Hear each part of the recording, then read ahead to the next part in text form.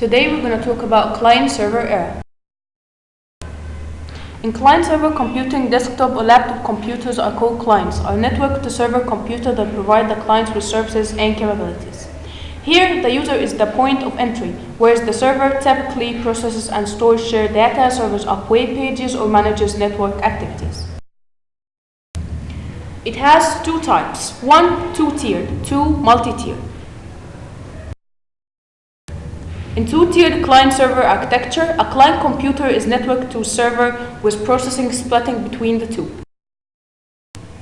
In multi-tiered, which is called n-tiered client-server architecture, the work of the entire network is balanced over several different levels of servers. First, we have a network server.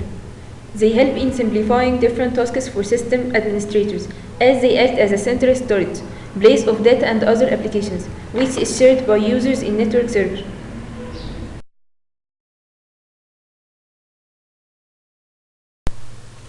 Secondly, web server. What is web server? Web server can refer to hardware or software or both of them working together. On the hardware side, a web server is a computer that stores web server software and a website's component files like HTML documents, images, CSS style sheets, and JavaScript files.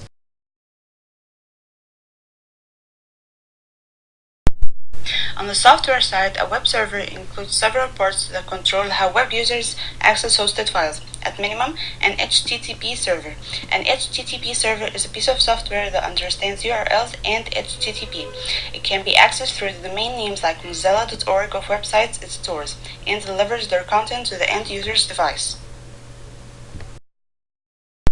There are two types of web servers. One, static web server. It consists of a computer with an HTTP server. We call it static because the server sends its hosted files as to your browser. 2. Dynamic web server. It consists of a static web server plus extra software, most commonly an application server and database. We call it dynamic because application server updates the hosted files before sending them to your browser via the HTTP server. Thirdly, and the last server we got is application server. It's a software framework that provides both facilities to create web applications and the server environment to run them. It sits between the network and the database. So, what does the application server do? It delivers dynamic content, provides business logic to application programs using several protocols like HTTP, can serve web and enterprise-based applications, uses multi-threading to support multimedia requests in parallel, facilitate longer running processes that are very resource intensive. Thanks for watching, hope you enjoyed.